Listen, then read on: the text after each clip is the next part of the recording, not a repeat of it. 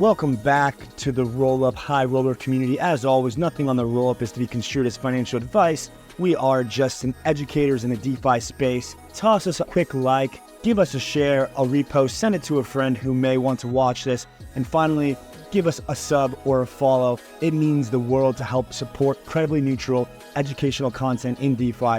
We're here to educate, empower, and enrich you, and let's jump in. Yo, what's up, guys?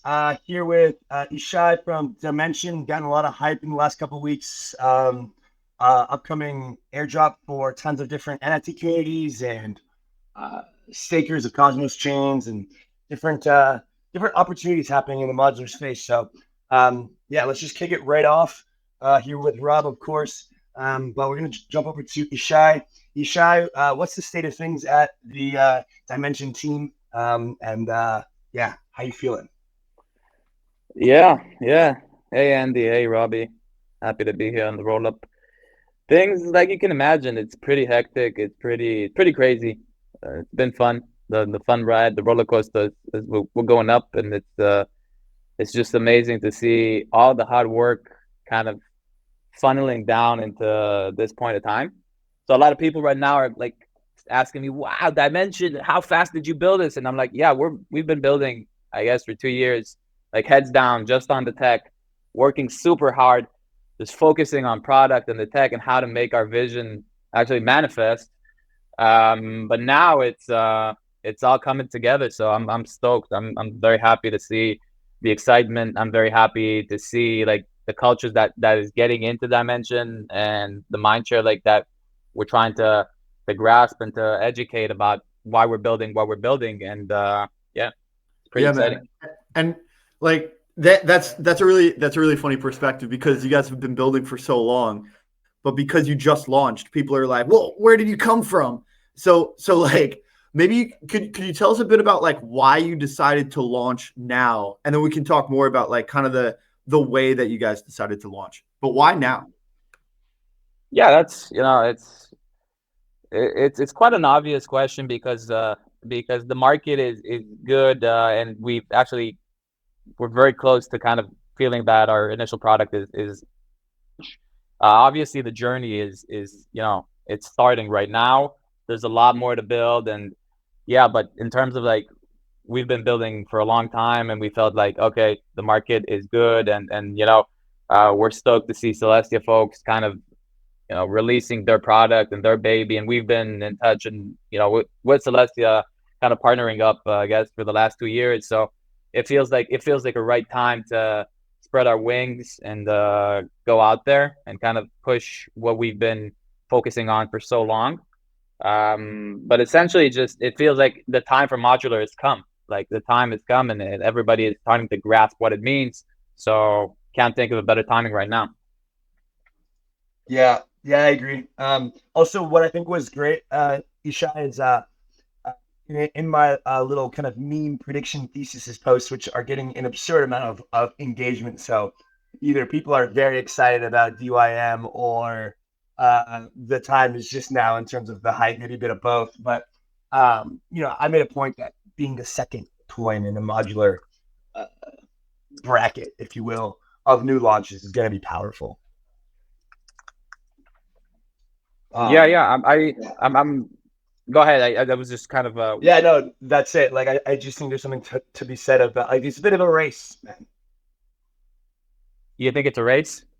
I think it's a race in terms of attention, like in terms of people are very interested. Also, like with airdropping to like TIA stakers, for example, I think the second one holds a lot more staying power and legitimacy perhaps than like the 20th. But also perhaps I'm wrong. Yeah, I can understand what you're saying. I don't think for us it's a race, but I can, you always want to be kind of first. You want to have this first mover attention. You want to have this this excitement with you, and I'm glad that we're in the right time, and we focus. Sometimes timing is something that you need to plan out. You need to understand, like, timing is not about luck. It's about getting your team to focus on the right things and to get to that time on the right time. So it's a matter of priorities and how do you think about your project, how you think about your company. But definitely, I agree that the modular pieces are coming together, and you want to be like a dominant one in the system. I believe Dymension is a very dominant piece of the stack, and I believe I fully think that the future of blockchain is modular, and it's very much going to look like Web 2, and in essence, where you would choose your VM, you would choose your DA, you would choose your settlement, and it's kind of like choosing your stack. So if you get there first, you can be, and if you dominate it, and if you get that network effect, you can be the go-to settlement in the stack. And a lot of people don't really understand what it means, settlement, and how it really works. But essentially, I'd say that if you don't understand what settlement is, you can think about if you're withdrawing from, if you have a withdrawal from a rollup, where are you with, like, who's validating what's the state of the rollup, and that's what Dymension is. And I'm excited to fit into that kind of Lego in the modular stack. And a big part of like that piece of the stack, basically validating the state of the chain, is arriving at consensus, right? So how are you guys differentiating yourselves kind of from the existing consensus solutions that frankly have been around a little bit longer, but you guys are now coming out with some very unique technology? How is it different? And do you see the other consensus mechanisms, like the other L1s, the other settlement layers, as competition, or do you have a kind of a more nuanced view on how you view like your positioning with respect to some of the other L1s?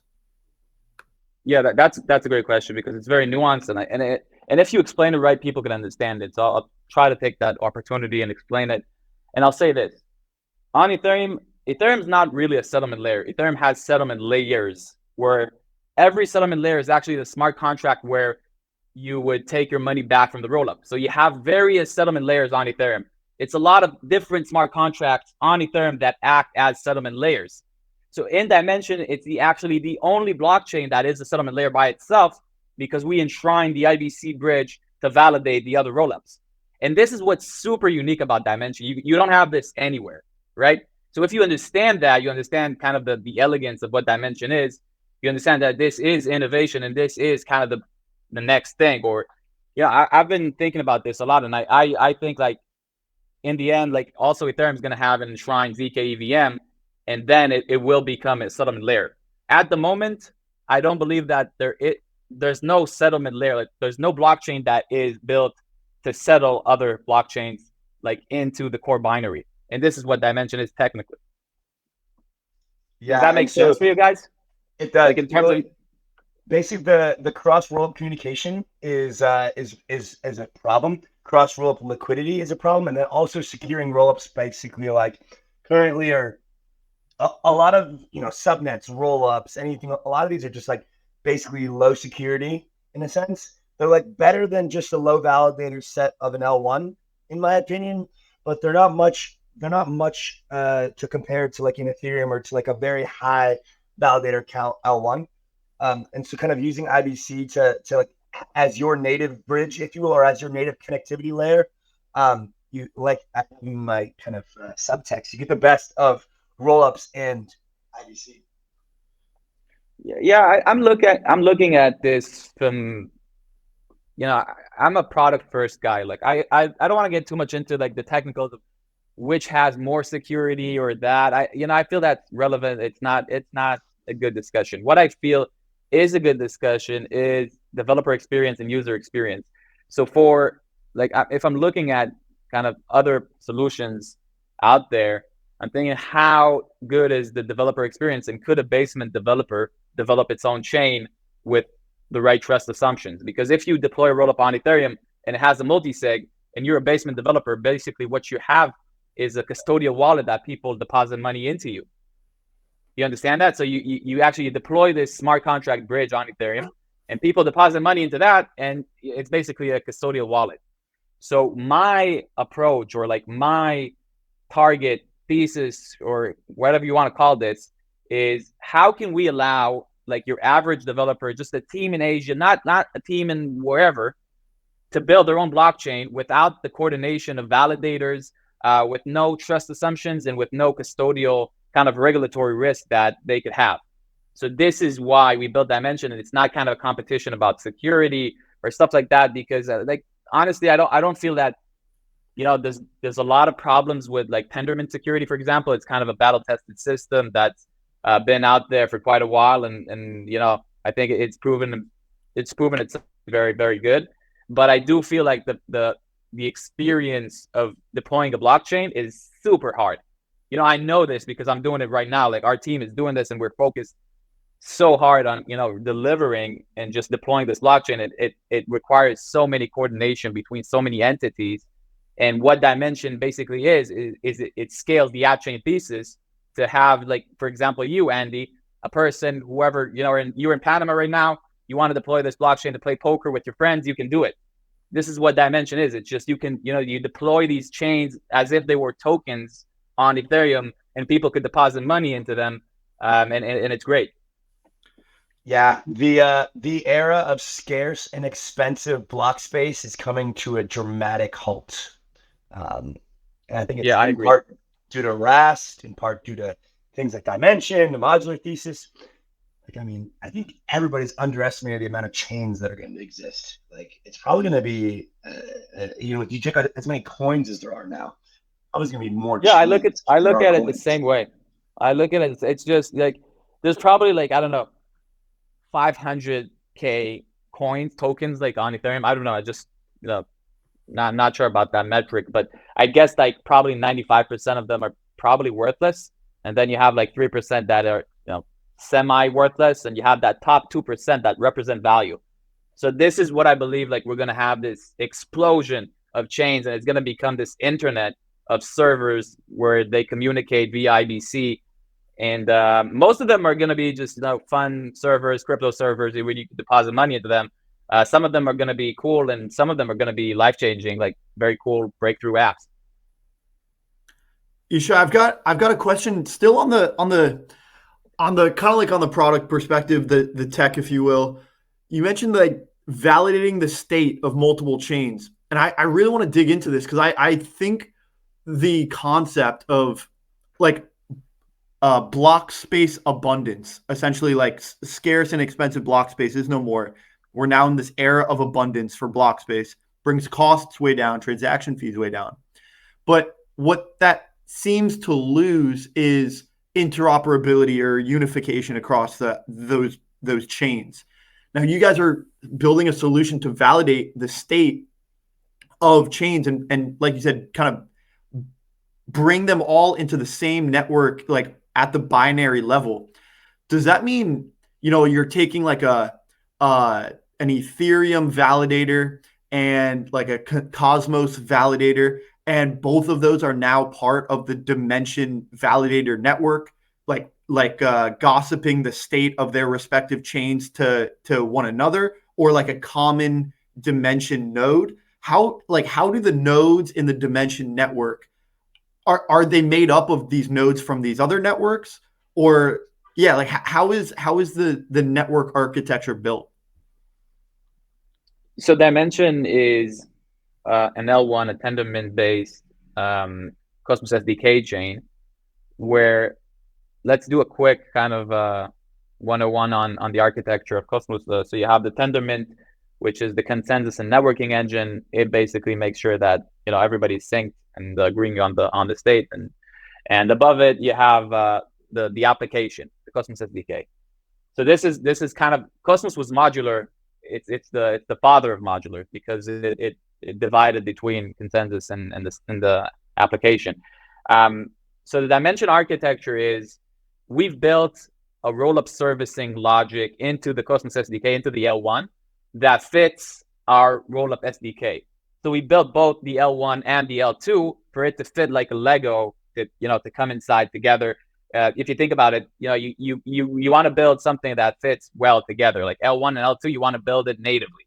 So we built the application for the L2s on the L1, but not on the smart contract layer.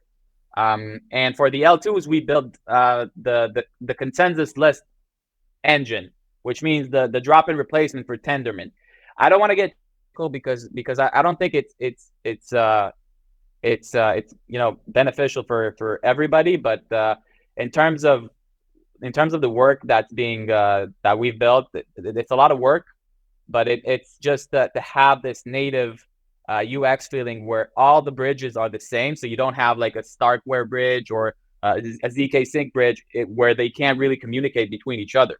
So you can think about it like if you have a phone company in the States or whatever in a country, and you have 5 or 4 telephone companies, and they can't actually interoperate between each other, you're screwed. You need to have one standard, and our standard is IBC. So all the RollApps, they work on the same standard. It's very easy to interoperate between all of them, and it creates this standard effect where all the communication is uniform and all the trust assumptions. So you don't get any kind of, oh, I need to go to L2Beat to understand if I'm depositing into a right rollup. Oh, this rollup is like this, or this rollup is like this. No, you don't get that. It's all the same thing in terms of like the trust assumptions behind it.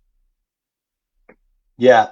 So all the RollApps are basically secured by the Dymension Hub validators that are running on the Cosmos SDK and Tendermint. That's true. All the users can know that their funds are effectively secured by that technology, and then and Andy, let me just chime in just for a second. Yep. The RollApps, they're DA agnostic, so we don't want like to have 10,000 RollApps kind of putting all the data on Dymension Hub, because we're going to get clogged, and we're going to face the same DA bottleneck that Ethereum is facing.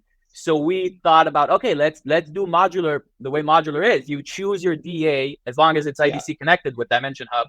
Dymension basically secures your funds. So what it does is you hold the funds on Dymension Hub. You can go play off chain, right? Imagine you're playing off chain. You're doing all these transactions on a rollup. It all just, the data is posted in the interchain. Let's say for Celestia mostly, but there are other options in terms of being DA agnostic. And Dymension just guarantees that the funds are safe. And if there is required data, it uses IBC to connect with Celestia or the Celestia-like client that Dymension Hub has. Yeah. Does that make sense? And so, it does. And it makes sense from a cost perspective for UX. It's questionable from a value accrual perspective for Dymension in terms of like the roadmap that the L1 is trying to take, but assumedly so. The idea is that all the Ethereum rollups are going to start to use agnostic DA, or at least most of the ones that are going to compete at a high level, other than perhaps like the OG, like Arbitrum Optimism. They may never switch because they see the value of Ethereum as a settlement layer and the security, and then might just use EIP 444. But the reality is agnostic DA brings you a way better experience. It brings you a bigger community, more developers, and a better kind of opportunity for growth. And I think that this RollApps concept is something that people are really curious about as well from a value accrual perspective for the users. So I want to kind of take this one out of the weeds and into what's in it for me kind of conversation. What are the RollApps that you are seeing being built? Obviously, there's a whole dashboard. Where can our community find out about these RollApps, and what are some of the RollApps that are being built? And how could we potentially see value accrued from those into DYM holders, stakers, community, etc.? That's a great question. I love that question. And first of all, there's a lot of people who think that the token, you can call it whatever you want, but I see like people thinking it's Dime, but we call it Dime. Like the team calls it Dime. So we say like Dime is money, like time is money, so Dime is money. And just to get a better understanding of what Dymension is, it's basically kind of, if you think about like Internet of Blockchain, so Dymension is kind of an internet service provider to these rollups, right? So how does Dymension make money? You'll find out when we release the economics or the monetary policy of Dymension. But essentially, Dymension has a very unique business model. As I stated before, Dymension is actually the only settlement layer. Like you can see other settlement layers where there's smart contracts settling value for rollups, but by itself as a chain, the business model of settling doesn't happen on other venues, I would say. So you need to kind of watch out for the economics that are very, very close to being released. So it's very interesting to see the value accrual mechanisms of Dime. Super interesting, and there's a lot.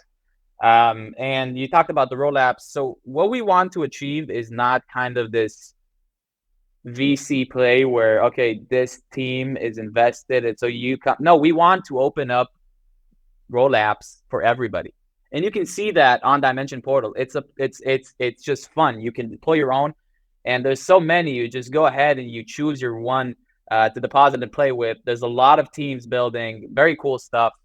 But the focus is to create, like the focus that I lead is to create the best product. So permissionless fun would become kind of the growth catalyst, if that makes sense for you. The way that if you build like good product, that's the best business development. And I've seen this like with our testnet. You just build good product, you put in very good crypto economics, and you see the network effects just grow and grow. And if you think about Dymension, it's basically a bet on human ingenuity. We say like, okay, there's endless like state machines out there. You can deploy your own very easily. Now everybody could actually kind of capitalize on these opportunities. And we're sure that, with the right product and the right incentives, we're going to have like this blast of innovative state machines and people just, capitalizing on the growth. Yep. That's there's a meme going around that Dymension is a bet on humanity. Oh man, I guess something like about furthering the growth and things. It's funny that you brought that up. So following up from that, is one of the best ways for users to the average Joe to get involved with RollApps, would just be to participate in the Dymension ecosystem, stake some dime if they got the airdrop, or not financial advice, but at the end of the day, the value should accrue to those who are kind of providing the consensus for the settlement layer and contributing in the community. Is that correct?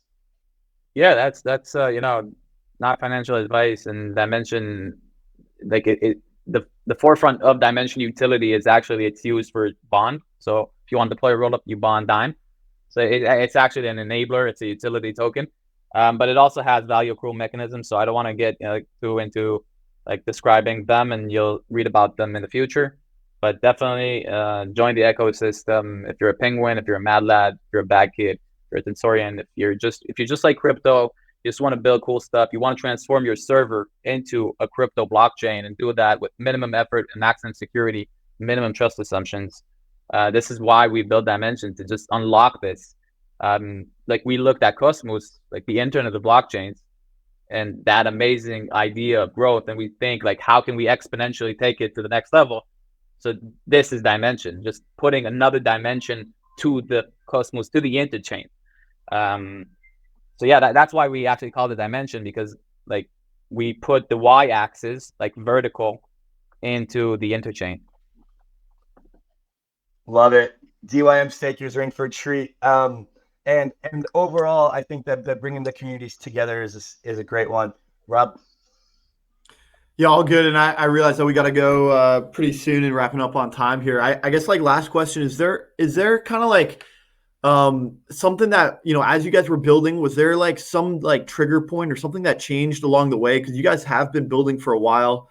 You decided to launch now. Was there anything like any epiphanies that you guys had along the way that it was like, oh, we're gonna adapt our technology like this, or our business model like this, or we'll airdrop to these stakers? Was there anything that was kind of like just clicked, and along the way was like a light bulb moment that adapted the strategy that you guys had? Yeah, that's an amazing question. That's an amazing question. So frankly, like from the start, we didn't change the vision. Like vision wise, we wanted, like, our vision was the mammoth vision of building the internet of rollups. Like this is why we assembled. Like this is why I built the team, and I met my co-founder, and this is what motivates us. But I think like product perspective, the eureka moment of Dymension is once we figure out that what Ethereum did to tokens, Dymension needs to do to rollups. Or what Ethereum did to NFT collections, Dymension needs to do to rollups. Like take that kind of that standard token representation that everybody enjoys, and transform that into a standard state machine where people could actually generate value and not just represent it. So I hope that makes sense to you, because there's so many tokens out there. They're supposed to represent value, right? Represent some kind of generating value, or if it's a meme, it's a meme. It represents something for you, right? Like a picture of a penguin. But we just brought it to the next level, and we say, okay, we create these standard state machines that could actually also generate value, like as a utility. So that's kind of, I would say, how I look at the product. How can we replicate the success of tokens and NFT collections into these very powerful, easy to deploy state machines? Based. Amazing. Based. And I think that that's what the meme was. It was about the state machine as to how it was going to change humanity. This is the last couple fabric of here. society. The fabric of society, Andy. Yeah, that's what it was. One more minute with you for the community. First, just to confirm, if community are the recipients of the retroactive airdrop, they can just use an Ethereum address to claim their tokens, correct? That's true. Okay, good, because I had some questions about that, and I just want to make sure that everyone. So quick clarification on that. Quick clarification. So Dymension is a Tendermint blockchain, but it's also EVM compatible. So it means we want to use the hex address format as the standard. Like, people understand, like, people have their hex address, their EVM address that they use, the keys that they're familiar with. So we don't want to go against network effects. So, like, we prioritize to have the hex address as the address format of Dymension. So it means that if you have a penguin on Ethereum and it's on 0x address, you take that same key and it's compatible on Dymension, and that's where you get the Dime tokens. Yeah, that makes total sense. I think that's one of the biggest things that it's like it's a very smart choice, right? So I don't know that you need to hear that from us, but is what it is. And then the other thing is community was a bit confused with regards to predictions of valuation and things. At launch, could you just please explain the float, the circulating supply, and kind of how that's going to play out?